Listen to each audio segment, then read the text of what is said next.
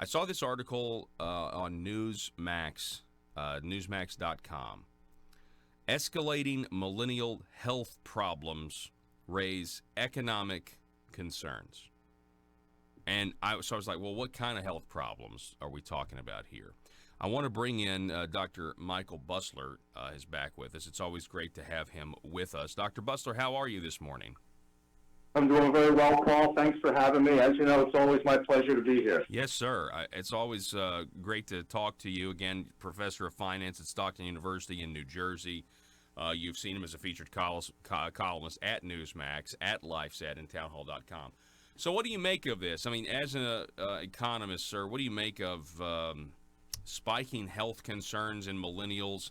Why is that a potential problem for the economy? I mean, the answer is obvious there. But what kind of health problems are we talking about? So the millennials, and you're talking about people essentially in their 20s and 30s.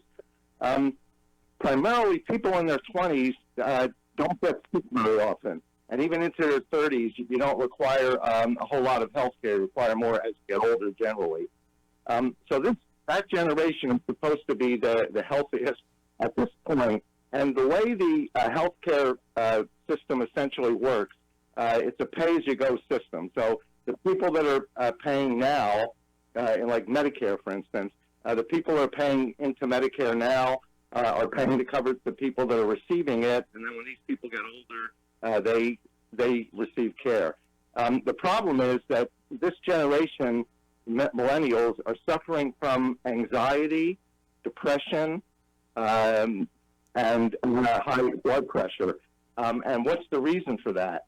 Well, I come from an economics background, so I always tend to look in that direction. So what happened between 2006 and 2016 is the economy had a long period of economic stagnation, where economic growth averaged only about 2%.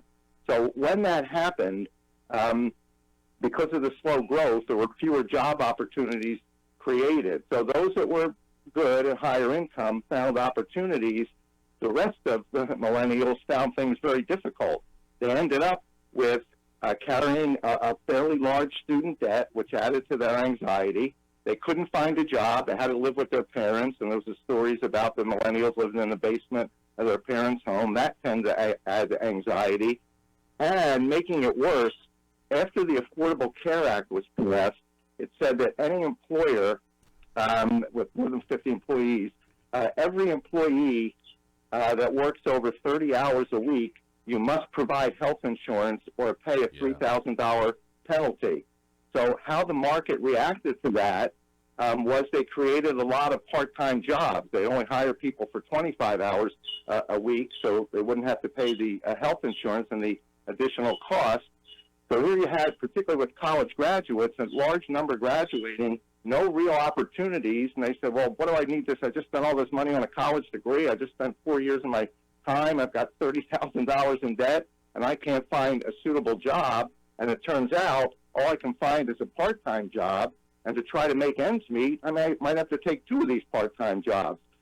So that, too, added to anxiety and depression. You're working 50 hours a week and not making as much as you should in a job where you're qualified for. So that led to the anxiety, and I think that's what's leading to some of the problems we're seeing now with their health. Wow.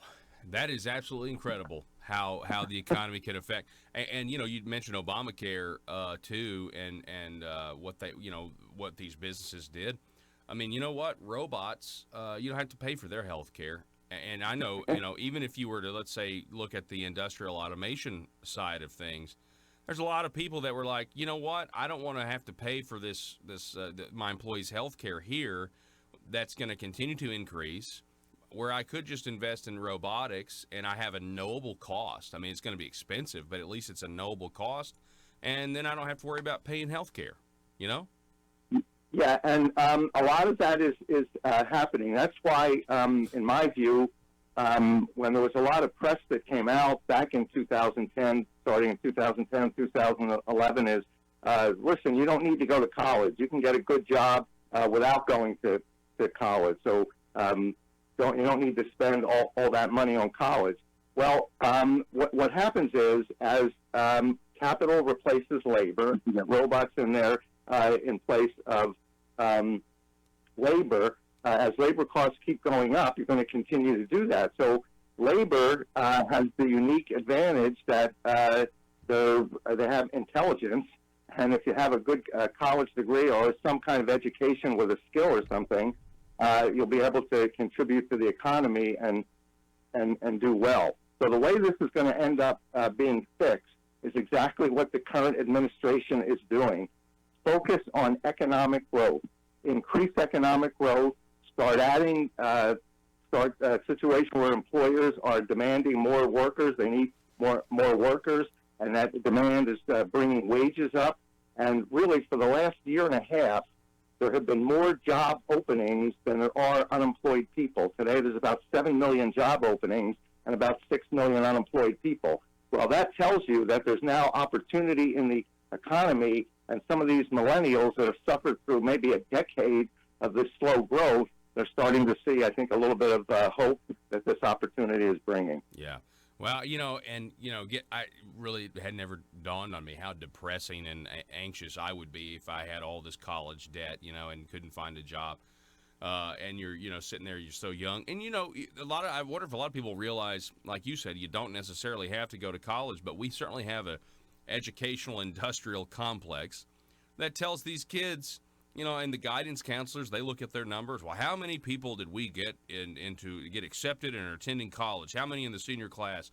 They look at that as their goal. And I remember when I was in high school, and that's all you were taught. You got to go to college, got to go to college, got to go to college.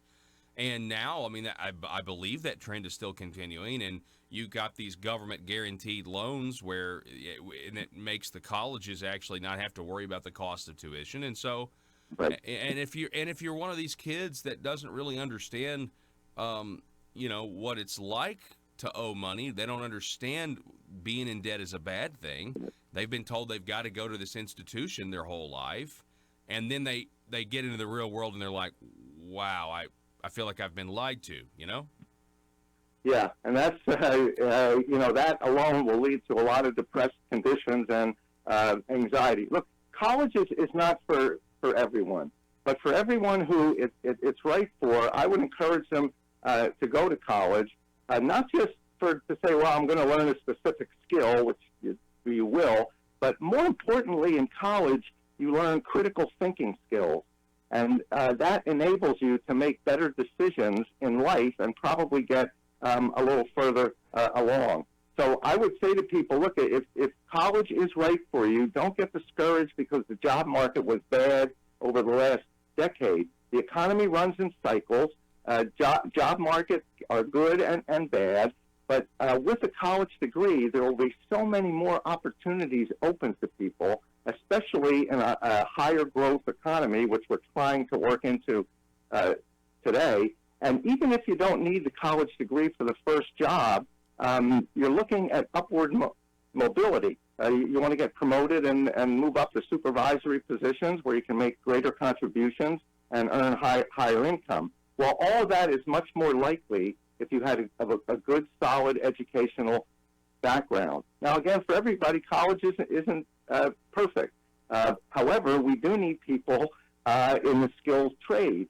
So if you're more inclined in that direction, again, learn a skill, become as good in it as you possibly can. That enables you to make a good contribution to the economy, and that will lead to greater opportunities in the future. Yeah.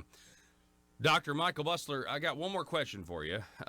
We're approaching this holiday season, Thanksgiving, Christmas, New Year's.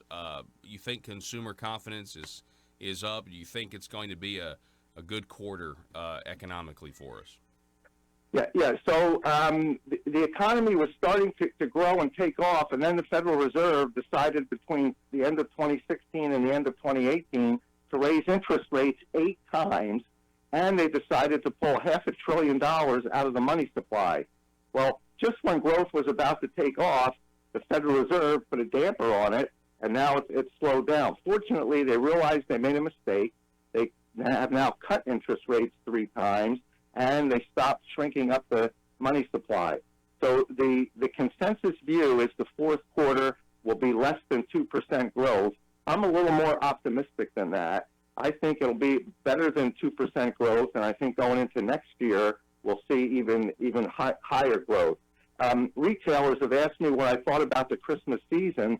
I think we're going to have a great Christmas season for retailers this year. I think sales are going to be 4 to 5% higher this year than they were last year. Now, a couple things with that. Let me just real quickly. There are fewer days between Thanksgiving and Christmas this year because Thanksgiving is so late. So what the retailers did, they started Christmas selling very early, even now. Yeah. A couple of weeks before Thanksgiving, there are Christmas sales starting to pop up. So retailers are going to get very aggressive. Consumers are very confident. Their wages are up more than they've been increasing in 2 decades, and inflation remains relatively low, under 2%. So those increases in wages are real increases. I'm very optimistic for the Christmas buying season, and I'm optimistic that growth next year is going to pick up. Dr. Michael Busler, we really appreciate it. Public policy analyst, professor of economics at Stockton University in New Jersey. It's always great to have you on, sir. I'll do it again soon. Thank you, Paul. It's my pleasure. All righty.